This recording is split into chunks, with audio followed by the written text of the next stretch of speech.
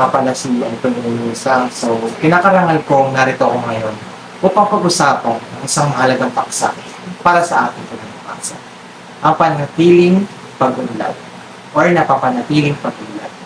Isipin, ang isang mundo kung saan balanse ang paglago ng ekonomiya, pagkapantay-pantay ng lipunan, at pangangalaga sa kalikasan.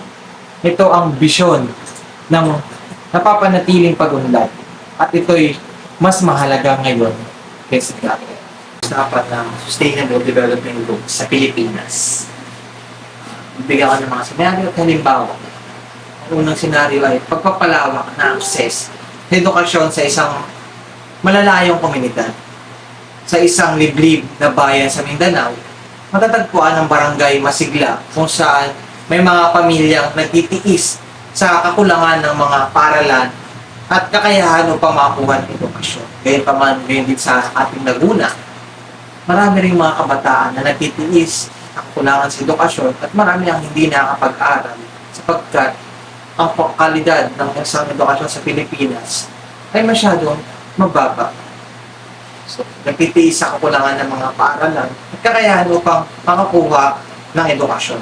Ang karamihan sa mga bata ay naglalakad ng malayo upang makarating sa pinakamalapit na paaralan na madalas ay nasa ibang bayan. Ngunit sa pamamagitan ng Sustainable Development Goals, nagsimulang magkaroon ng pagbabago sa barangay Masigla, lalo na sa aspeto ng edukasyon.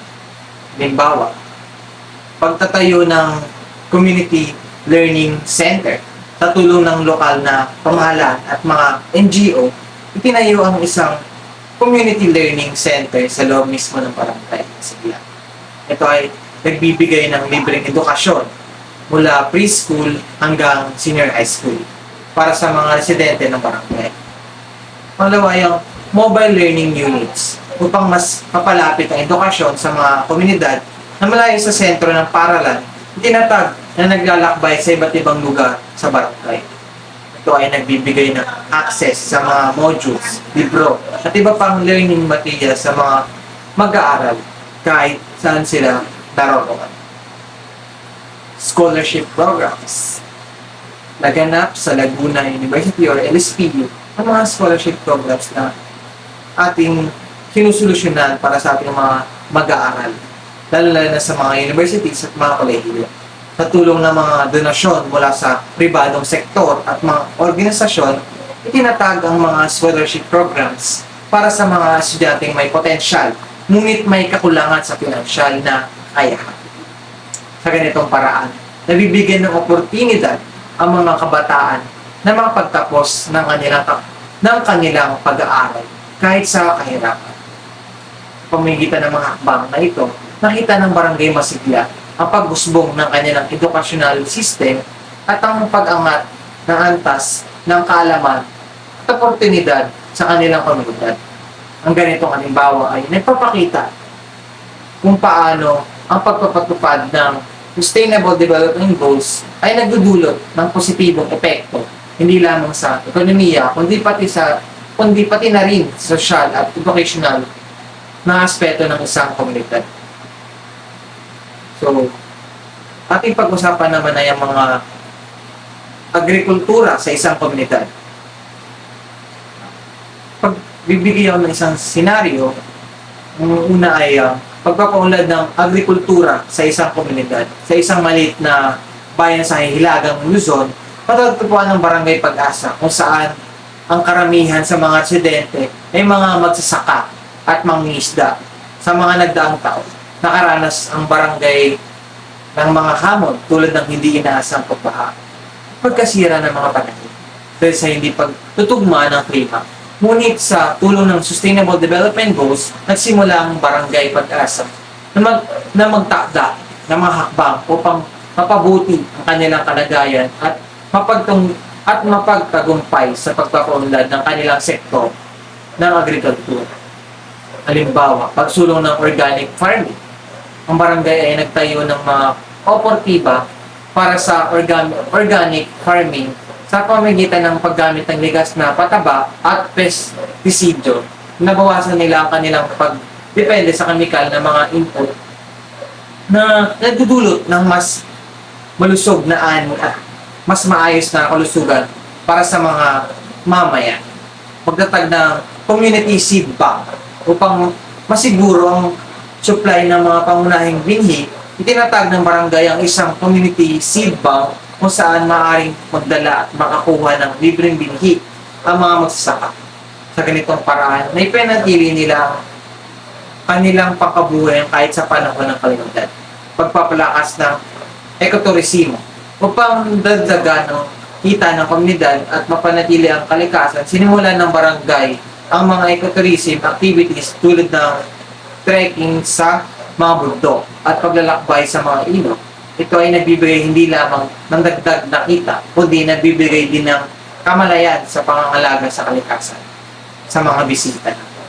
Sa pamamagitan ng pagpapatupad ng mga kabang na ito, nakita ng barangay Pag-asa pag-unlad sa kanilang sektor ng agrikultura at ekonomiya habang patuloy na nagpapanatili ng balanseng relasyon sa kalikasan. Ang ganitong halimbawa ay nagpapakita kung paano ang Sustainable Development Goals ay maaaring magdulot ng posibleng pagbabago sa lokal na antas. Gayunpaman, sa Pilipinas ay maraming ating buyer or kinaharap na dapat solusyonan. Ang Sustainable Development Goals ay patuloy na nagproseso sa Pilipinas. Ating pag-usapan ang mga suliranin. Ang ating mundo ay nakaranas ng kamangamanghang progreso. Ang mga teknolohikal na pag-unlad, paglago ng ekonomiya at globalisasyon ay nag-angat sa milyon-milyong mula sa kahirapan. Gayunpaman, ang progreso na ito ay may kaakibat na malalaking halaga. Ang pagbabago ng klima, pagkalbo ng kagubatan, polusyon, at pagkaubos ng likas na yaman ay nagbabanta sa ating planeta. Ang mga hindi pagkapantay-pantay sa lipunan ay patuloy na umiiral na may milyon-milyong walang akses sa mga pangunahing pangangailangan tulad ng malinis na tubig, pangkalusugan at edukasyon. Ang konsepto ng napapanatiling pag-unlad ay ipinakilala bilang tugon sa mga magkakaugnay na krisis na ito. Ngunit ano nga ba ang ibig sabihin ng napapanatiling pag-unlad? Papaliwanag ko sa inyo. Ang nagpapanatiling pag-unlad ayon sa United Nations ay pag-unlad na nakakatugon sa mga pangangailangan ng kasalukuyan ng hindi isinasakripisyo ang kakayahan ng mga sumusunod na henerasyon na matugunan ang kanilang sariling mga pangangailangan. Ito ay tungkol sa paghahanap ng balanse sa tatlong mahalagang elemento: paglago ng ekonomiya, pagkakapantay-pantay ng lipunan, at pangangalaga sa kalikasan. Ang mga elementong ito ay malalim na magkakaugnay. Ang paglago ng ekonomiya ay dapat lumikha ng mga oportunidad para sa lahat, na nagpapabawas ng hindi pagkakapantay-pantay at nagtataguyod ng pagkakasama sa lipunan. Kasabay nito, dapat makamit ang paglago na ito sa loob ng mga ekolohikal na limitasyon ng planeta, na tinitiyak na pinoprotektahan natin ang ating kapaligiran para sa mga susunod na henerasyon. So, ang 17 SDGs noong 2015, inampo ng mga pinuno ng mundo ang 2030 Agenda for Sustainable Development na kinabibilangan ng 17 Sustainable Development Goals o SDGs. Ang mga layuning ito ay isang tawag sa pagkilos upang wakasan ang kahirapan, protektahan ang planeta, at tiyakin ang kapayapaan at kasaganaan para sa lahat pagsapit ng 2030. Tignan natin ng mabilis ang ilang mga layunin nito. Aking babanggitin ang unang layunin: wala ng kahirapan, wakasan ng kahirapan sa lahat ng anyo nito saan man. Layunin ka-4, kalidad na edukasyon, tiyakin ang inklusibo at pantay na kalidad na edukasyon at itaguyod ang panghabang buhay ng mga pagkakataon sa pagkatuto para sa lahat. Layunin 13, labanan ng pagbabago ng klima. Mabilis ang pagkilos upang labanan ng pagbabago ng klima at ang mga epekto nito. So, ilayunin 15, buhay sa lupa. Protektahan, ibalik at itaguyod ang napapanatiling paggamit ng mga terrestrial ecosystem pangisawaan ng napamanatili ang mga kagubatan. Labanan ang desertification, itigil ang baliktarin ang pagkasira ng lupa at itigil ang pagkawala ng biodiversity. Ang mga layunin ito ay universal. Ibig sabihin ay naaangkop sa bawat bansa at mga ito ay magkakaugnay na kinikilala na ang pagkilos sa isang lugar ay makakaapekto sa mga resulta sa iba pang mga lugar. Bibigyan ko ng mga halimbawa in real life situation. Tignan natin ang ilang mga halimbawa ng napamanatiling pag-unlad sa tunay na buhay.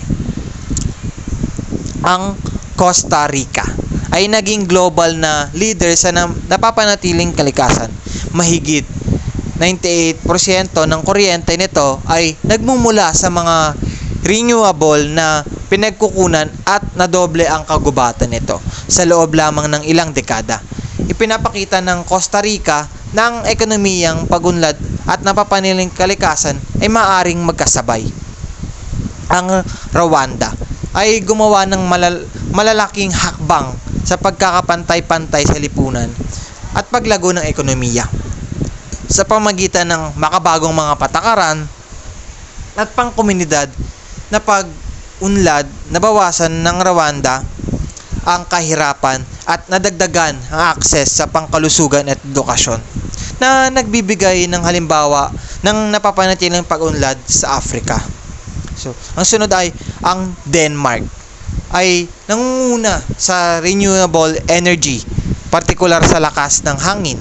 Layunin ng bansa na maging ganap na independyente sa fossil fuels pagsapit ng 2050. Ang pagtutok ng Denmark sa napamanatiling pag-unlad ay nagpapakita kung paano ang mga pambansang patakaran ay maaaring magdala ng progreso sa kalikasan.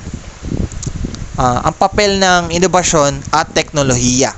Ang inobasyon at teknolohiya ay kritikal sa pagkamit ng napapanatiling pag-unlad. Ang mga teknolohiya sa renewable energy tulad ng solar at wind power ay nagpapabawas ng ating pagsandig sa fossil fuels. Ang mga pagsulong sa agricultural tulad ng precision farming at genetically modified crops ay nagpapataas ng ani habang pinapaliit ang epekto sa kalikasan. Ang mga digital na teknolohiya ay meron ding mahalagang papel. Ang big data at artificial intelligence ay tumutulong sa atin na maunawaan at matugunan ang mga hamon sa kalikasan.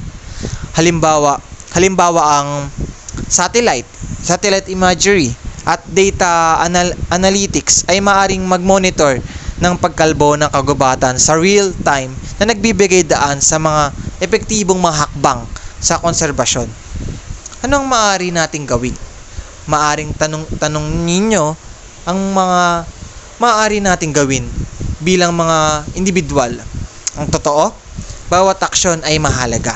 Narito ang ilang mahakbang na maaari nating gawin. Ang una ay mapagtibay ng panatiling pamumuhay, bawasan ng basura, magtipid ng enerhiya, at pumili ng mga produktong napapanatili. Ang maliliit na pagbabago sa ating pang-araw-araw na gawi ay maaaring magdulot ng malaking epekto. Magbigay edukasyon at mag-advokasya. Palaganapin ang kamalayan sa inyong komunidad tungkol sa kahalagahan ng napapanatiling pag-unlad. Ang advokasya at edukasyon ay maaring magtulak ng kolektibong aksyon. Pangatlo, suportahan ng mga napamanatiling negosyo. Bumili mula sa mga kumpanyang nag-prioritize ng sustainability sa kanilang operasyon at supply chain. Ang demand ng mga consumer ay maaaring magtulak ng pagbabago sa mga korporasyon. Sa conclusion, ang napamanatiling pag-unlad ay hindi lamang isang mataas na pangarap. Ito ay isang praktikal na balangkas para sa paglikha ng mga magandang mundo para sa ating sarili at sa mga susunod na henerasyon. Sa pamamagitan ng pagbalanse ng paglago ng ekonomiya, pagkampantay-pantay sa lipunan at pangangalaga sa kalikasan, maaari nating makamit ang isang napapanatiling hinaharap kung saan lahat ay maaaring umunlad. Ang paglalakbay patungo sa napapaniling pag-unlad ay hamon. Ngunit ito ay isang paglalakbay na dapat nating tahakin ng magkasama, maging tayo ang henerasyon na nagpapakilos sa vision ng napapanatiling pag-unlad tungkol sa realidad. Maraming salamat po sa inyong panonood. Muli, ako nga pala si Anpernie Misa. Salamat po.